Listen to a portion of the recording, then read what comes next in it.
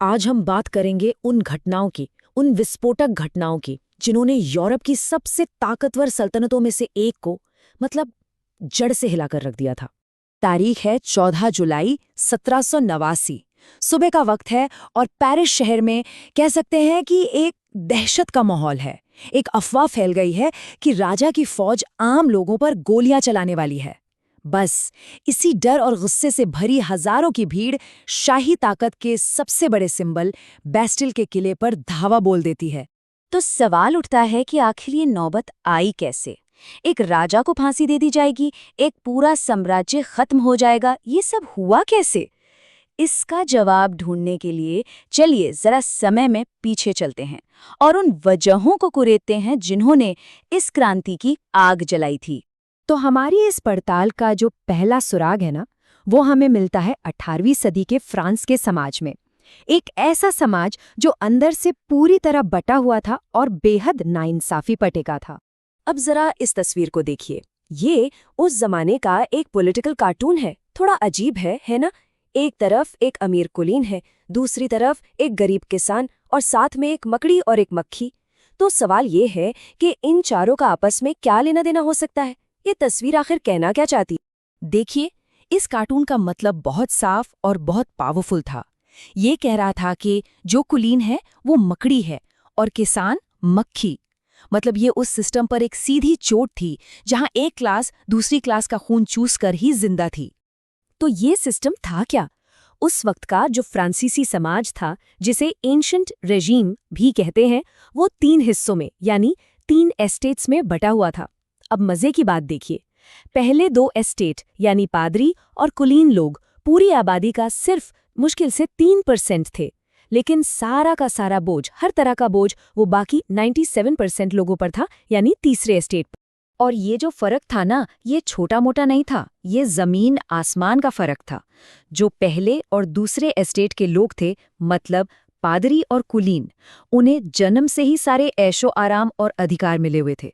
सोचिए, उन्हें कोई टैक्स नहीं देना पड़ता था, 0। वो अपनी शानदार जिंदगी जीते थे तीसरे एस्टेट की मेहनत और उनके चुकाए गए टैक्स पर। और इस तीसरे एस्टेट में कौन था? किसान, मजदूर, व्यापारी, वकील, मतलब बाकी सब। ये जो शब्द हैं, ये आगे चलकर क्रांति के एक बड़े लीडर बने, जॉर्जिस दांते के हैं।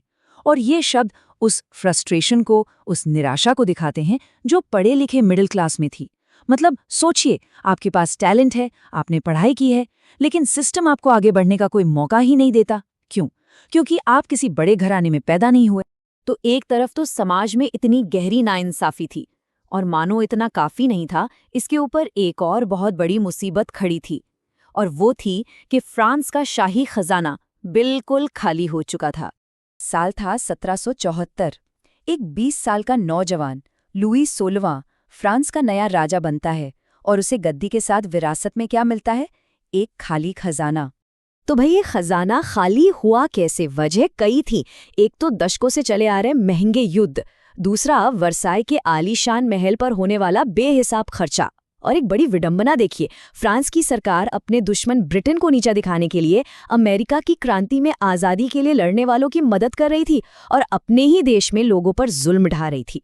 इन्हीं सब चीज़ों ने खजाने को निचोड़ कर रख दिया। ये कर्ज कोई छोटा मोटा नहीं था, ये करीब 12 अरब लिवरे तक पहुंच गया था। अब ये रकम इतनी ज्यादा थी कि सरकार की कमाई का एक बहुत बड़ा हिस्सा सिर्फ और सिर्फ इस कर्ज का ब्याज चुकाने में ही चला जाता था। मतलब एक ऐसा जाल बन गया था जिससे बाहर निकलने का कोई रास्ता ही नहीं दिख रहा था।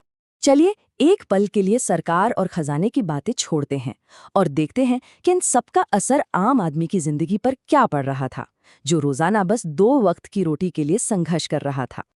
देखिए, 18वीं सदी में फ्रांस की आबादी बहुत तेजी से बढ़ी, करीब 2.25 करोड़ से बढ़कर लगभग 2.25 करोड़ हो गई। अब सीधी सी बात है, लोग ज्यादा तो खाने की जरूरत भी ज्यादा, और इसका सीधा सीधा दबाव देश की अनाज सप्लाई पर पड़ने लगा। और यहीं से एक बहुत ही खतरनाक साइकिल शुरू हो जाती थी।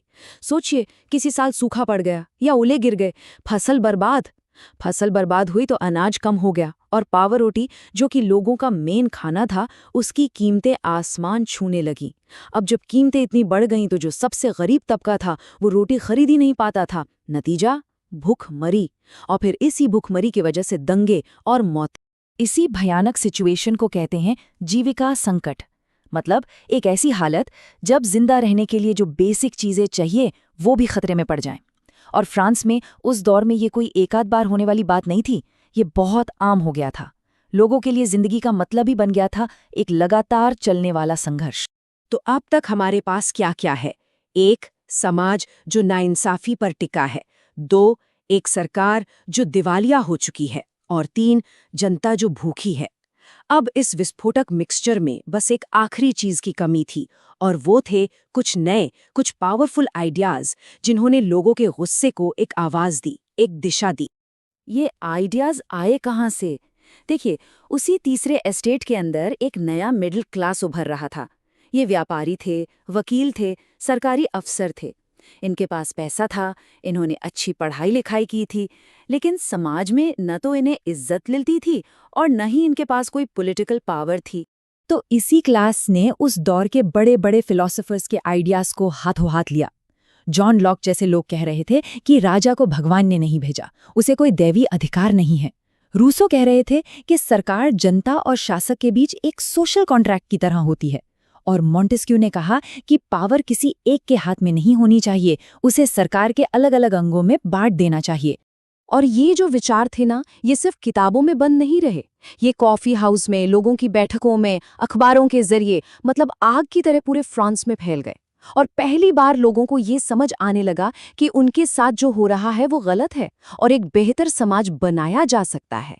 तो अब स्टेज पूरी तरह से तैयार था। अन्याय, भूखमरी, खाली खजाना और क्रांतिकारी विचार, सब कुछ मौजूद था। तो चलिए अब कहानी को वापस वहीं ले चलते हैं और देखते हैं कि ये जो सालों से दबा हुआ गुस्सा था, ये आखिर एक बड़े विद्रोह में कैसे फटा। कहानी का क्लाइमैक्स शुरू होता है राजा के एक फैसले से। देश दिवालिया होने की कगार पर था, तो लुई 16वें ने नए टैक्स लगाने के लिए 1775 साल बाद एस्टेट्स जनरल की मीटिंग बुलाई। लेकिन जब तीसरे एस्टेट के लोगों को लगा कि उनकी सुनी नहीं जा रही, तो उन्होंने खुद को ही देश की असली आवाज यानी नेशनल असेंबली घोषित कर दिया। राजा ने जब उन्हें रोकने के लिए सेना बुलाने की सोची, तो अफवाहें फैली और बस पेरिस की आम जनता सड़कों पर उतर आई। और यहीं हम कहानी की शुरुआत में वापस आ जाते हैं, बैस्टिल के किले पर हुए हमले पर। देखिए, बैस्टिल का गिरना सिर्फ एक किले का गिरना नहीं था, ये एक सिंबल था। ये इस बात का ऐलान था कि आम लोग भी राजा की ताकत को चुनौती दे सकते हैं, उसे हरा सकते हैं। इसने राजशाही के कभी न हारने वाले वहम को हमेशा के लिए तोड़ दिया। तो राजशाही की नींव तो हिल चुकी थी, क्रांति शुरू हो गई थी, लेकिन सवाल ये है कि पुरानी व्यवस्था को तोड़ना तो एक बात है, पर उसकी जगह स्वतंत्रता, समानता और भाईचारे के सिद्धांतों पर एक नया देश खड़ा करना, वो कितना मुश्किल होने वाला था। ये संघर्ष अभी खत्म नहीं हुआ था। असल में ये तो बस एक शुरुआत थी।